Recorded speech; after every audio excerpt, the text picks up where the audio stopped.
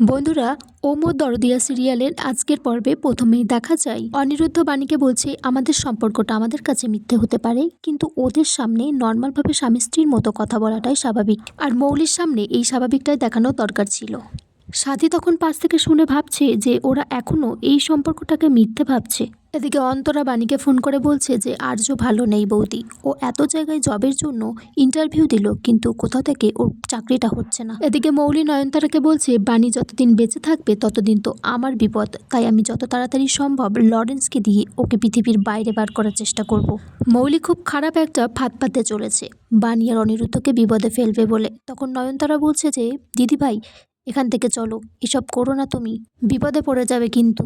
মৌলি তারপরে একজনকে এক সুটকেস টাকা দেয় আর বলে যে যা বলেছি যেন কাজটা ঠিকঠাকভাবে হয়ে যায়। এদিকে অন্তরা এক একটা প্যাকেটে করে দই ভরছে।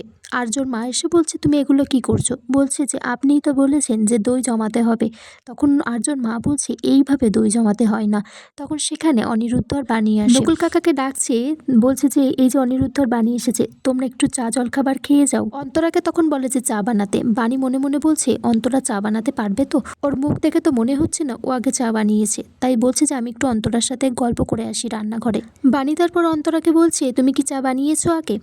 অন্তরা বলছে হ্যাঁ, চা তো সবাই বানাতে পারে। তারপর সে জল ঢেলে তার মধ্যে সব চা ঢেলে দেয়।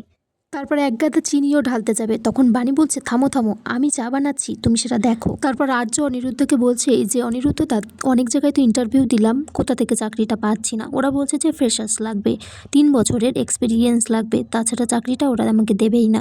আর্যর মা তারপর চাটা খেয়ে বলছে যে বাহ, তুমি তো তাহলে কাজ জানো দেখছি, চাটা খুব সুন্দর হয়েছে। তখন অন্তরা বাণীর দিকে তাকিয়ে একটু হাসছে।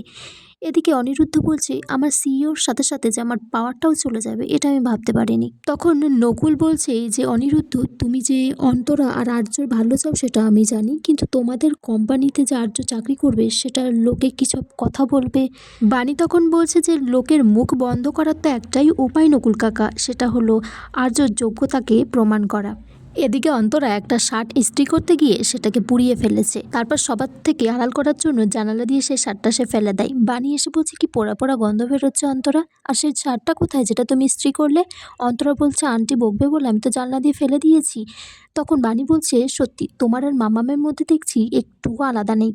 তারপর অন্তরার মা সেই শার্টটা নিয়ে এসে বলছে আমি আচারগুলো রোদ্দুরে দেবো বলে গেছিলাম, এই শার্টটা জানলা দিয়ে হঠাৎ আমার মাথার পর এসে পড়লো। তখন বাকিরা সবাই হাসছে। আর এদিকে অনিরুদ্ধ আর্যকে বলছে চলো তাড়াতাড়ি, এই শার্ট চলে আসবে, তোমার কাজের জন্য যে ওকে বলতে হবে। এদিকে পুলিশ এসেছে ইনভেস্টিগেট করার জন্য। শিবনাথকে জিজ্ঞেস করছে যে গোডাউনে কিভাবে আগুন লেগেছে। তখন সেখানে অনিরুদ্ধ আসে। পিনাকি বলছে অনিরুদ্ধ আমাদের বিজনেস পার্টনার, ও ওখানে ছিল, যা জিজ্ঞেস করার ওকে জিজ্ঞাসা করুন। পুলিশ তখন অনিরুদ্ধের কাছে জানতে চায় যে কাউকে সন্দেহ হচ্ছে কিনা। অনিরুদ্ধ বলছে সন্দেহর বশে কারোর নামটা বলা উচিত নয়, আগে প্রমাণগুলো হাতে আসুক। এদিকে সেই গুন্ডাটা বাণীকে ফোন করে বলছে আপনার মেয়ে মাম্মাম খুব অসুস্থ, আপনি তাড়াতাড়ি স্কুলে চলে আসুন। বাণী তারপর সেখান থেকে তড়িঘড়ি করে বেরিয়ে যায়। অন্তরা বলে যে বৌদি আমিও যাচ্ছি তোমার সাথে। বাণী দৌড়াতে দৌড়াতে যাচ্ছে, তারপর সে হোঁচট খেয়ে পড়ে যায়। তারপর সে গুন্ডাটাই অটো চালক হয়ে আসে, সে অটোতে করে নিয়ে যায় অন্য রাস্তায়। বাণী তারপর অনিরুদ্ধকে ফোন করে, ফোনে না পেয়ে সে আর্যকে ফোন করে, বলে যে মাম্মামের শরীর খারাপ, তুমি বলে দিও যে আমি স্কুলে যাচ্ছি।